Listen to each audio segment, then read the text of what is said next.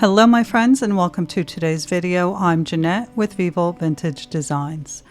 If you're familiar with my channel, you know that I don't do landscapes very often or ever. However, I came across an artist on YouTube. His name is Mike Jackson, and you really got to check him out. He paints these adorable cottages, and I loved his style so much that I binge watched so that I could give it a try. So be sure to check him out. Again, his name is Mike Jackson. So of course, because this is the first time I'm trying this, I didn't even practice. I'm painting mine on a much smaller scale. So I did use a pencil to sketch out a little cottage, very simple. I think you might be able to see my pencil lines here. And I sketched out just a shape of a tree. So I wet down the sky of the paper, and I am adding ultramarine and purple while the paper is wet so that it spreads and blends together very nicely. And I'm using a large brush. I noticed that in his paintings he uses large brushes, so I thought I would try and do that too. Here I'm using a little bit of red-brown, and I did dry off my brush. I'm trying not to touch the sky because I don't want those colors to blend. But I'm doing some dry brushing, which simply means that I am cleaning my brush, dabbing it on my paper towel to remove any excess moisture, picking up a heavy consistency of paint, and then running the brush on its side across the paper.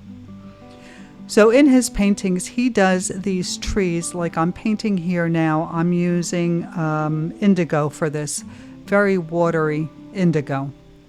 And he paints these trees in the background, which are very faded, and he adds a church, which I absolutely loved. So here I'm trying to create the church and add some trees, but my paper is still a little bit too wet. So I can add the trees, but the church is going to need a little bit more detail.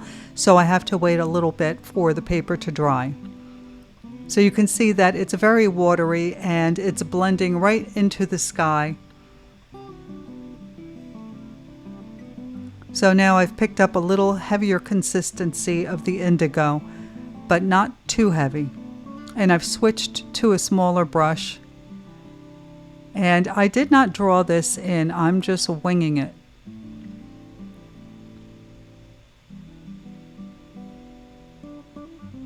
And my paper is a little bit drier now, so you see that the paint is not spreading very far.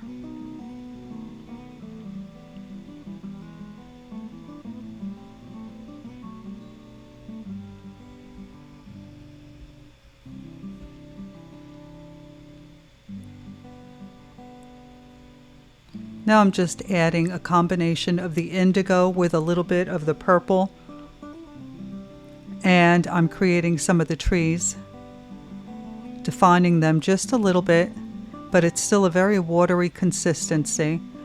I just added a little bit of purple so there's a little bit more contrast, and I'm also sharpening up my lines a little bit as I go along.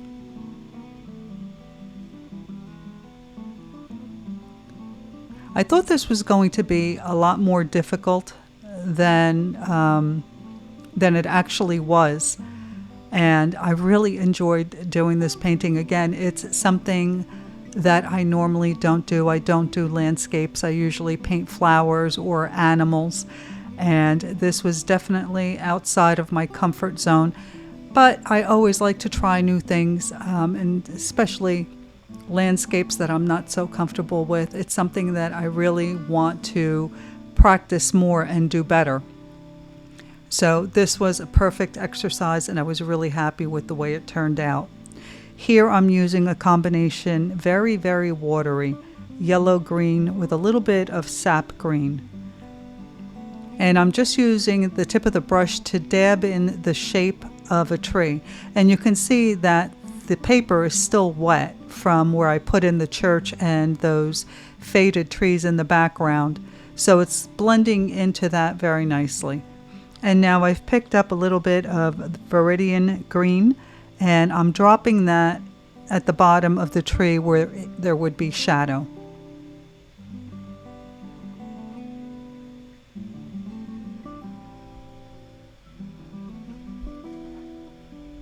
And I'm going to let that dry just a little bit. And now I've mixed a little raw sienna and crimson in my palette. And I'm using that combination of colors to create the roof of this little cottage as well as the chimney. And you can see on the right hand side that the roof is blending into my tree, but I'll clean that up in just a moment. Now I think it would have been better to use a flat brush to do the roof, but that would have meant that I had to go downstairs and I didn't want to do that. So I used the brushes that I had upstairs. And you can see here that I'm using a clean brush to mop up some of that color. And I'm adding a little bit of a darker consistency, or more concentrated consistency of the same paint. I think I added a little bit of brown to create a little shadow. And I think my shadows in this were definitely off, but I didn't care. I still love the way it turned out. So now that the tree is dry, I'm adding a little bit more of the Viridian. I did add a little bit of purple to it to darken it. And here you can see that I'm trying to mop up that color that was bleeding into my tree. Again, just using a clean, damp brush to lift that color. And I don't even mind that it blended a little bit into the tree, because this is a really whimsical painting. So if you make little mistakes like that, don't worry, just let it happen. So now I'm using Van Dyke Brown, or maybe it was red brown, I'm not sure, to create the trunk of this tree. And then I'm going to pick up a little bit of black just to create a little bit of shadow and make the tree not look so flat. And you can see that the roof is still blending into that tree.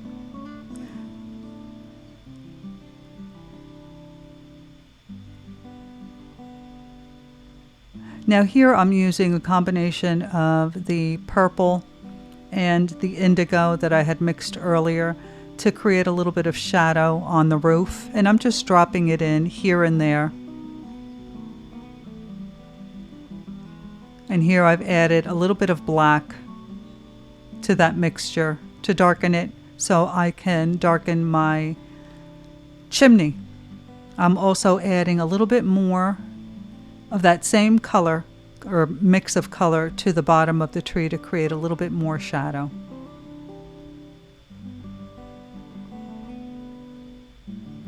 So now I'm going to use a very diluted consistency of indigo to create the branches for these trees in the distance, and I've switched over to a silver black velvet size 4 brush, and I'm trying to hold the brush high on the handle so I don't have a lot of control, and that's one of my issues. I am a very detailed painter, so I always hold the brush closest to the bristles because I feel it gives me more control. And holding the brush higher up on the handle doesn't allow you that kind of control. So I did try to hold the brush a little bit higher, but you can see here I slipped right back down. It's a hard habit to break. You can see that these branches that I'm putting in are very, very light. It's just to create a hint of branches. You're not looking for a lot of detail, so make sure that your color is very diluted.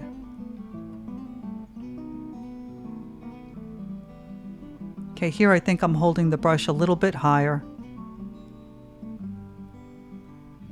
And it allows you to get those wavy or bendy branches to your tree.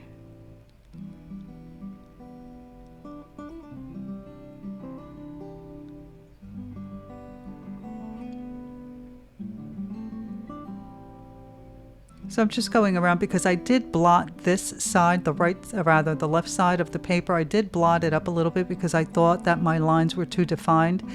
And when I did that, it lightened them up too much. So now I'm just going back and adding a few more branches and darkening up the ones that I blotted earlier. So you can see this is just really, really easy. Just using the tip of the brush to create these branches. And it's such a beautiful effect.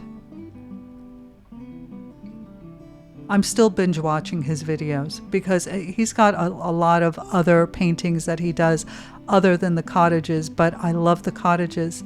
So those are the ones that I've been binge watching. So here I picked up a little bit of black, and because the roof is still wet, I'm not even sure what those two things on the chimney are called, but he adds them to his paintings, so I added it to mine. I think this is actually a heavy consistency of indigo, not black. So here I'm creating the shadow under that part of the roof.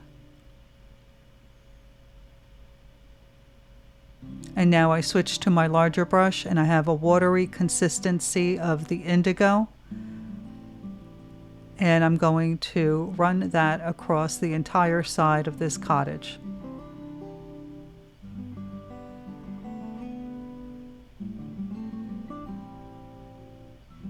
And every now and then I think I have too much water on my brush, so you see me blotting it on my paper towel. And now I'm adding a heavier consistency of the indigo to create the shadow under the eaves of the house.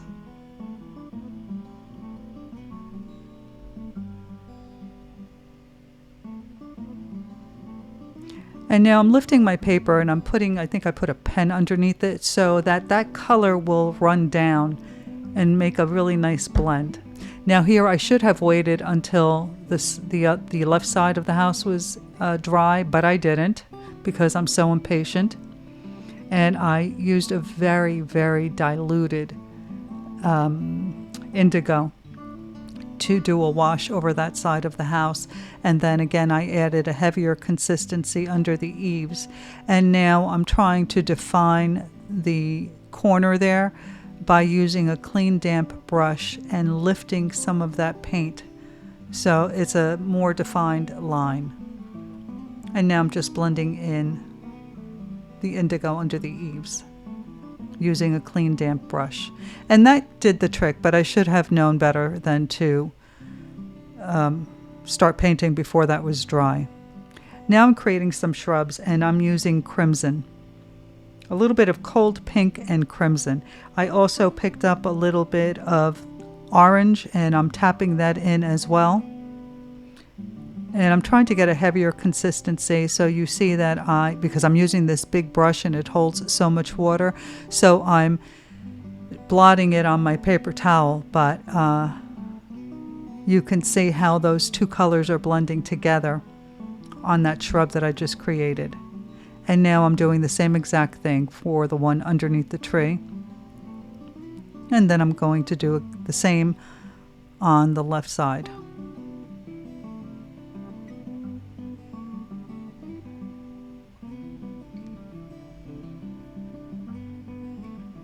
I decided to make this one a little bit bigger.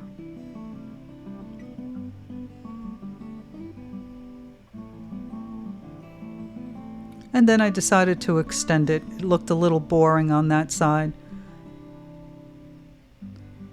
So now I'm tapping in a little bit of the orange here and there, just using the tip of the brush.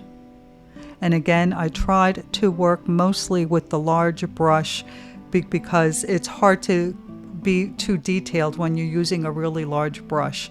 And as I mentioned earlier, that's something that is a real problem for me. So now I picked up a little bit of the crimson and I mixed it with a little bit of the indigo just to deepen the color a little bit. I also added a little bit of the purple and I added a little bit to each of the shrubs at the bottom where I want there to be shadow. And I'm going to let that dry a little bit, those shrubs, and then I'll come back and darken the bottom a little bit more.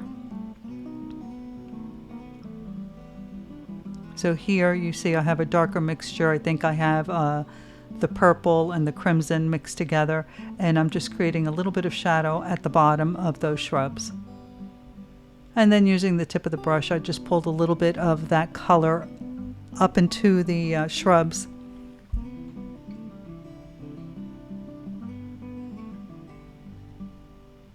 So Mike Jackson creates these adorable little windows. He just touches his brush to the paper like you see me doing here, and there's no rhyme or reason. He just puts a window wherever he wants. So I decided I wanted to square mine off, so I'm using the tip of my size 4 silver black velvet brush to kind of square them up a little bit, but not too much. I still want it to look a little whimsical. So you see they're not perfect, but they're a little bit more square.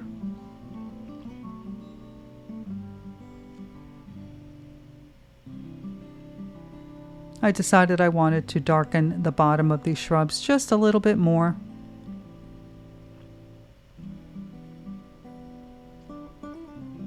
And now I picked up a little bit of the sap green, and I'm using my brush on the side, and I'm dry brushing across the bottom of the paper to create a little bit more texture on that, I guess, grass. Now I'm using the tip of my size 4 silver black velvet brush to create some grasses.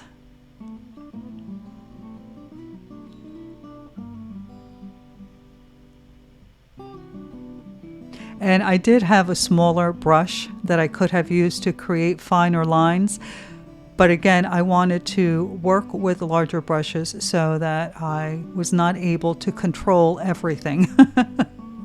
You might say I'm a bit of a control freak, and if you ask my children and my fiance, they will absolutely agree.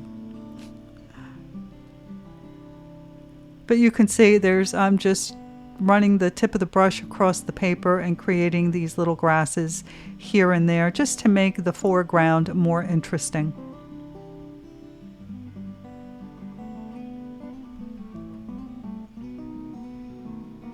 And now that my shrub has dried a little bit more, I'm using the color orange to add a little bit more detail in this shrub. And then I picked up a little bit of the crimson and I'm dropping that in here and there.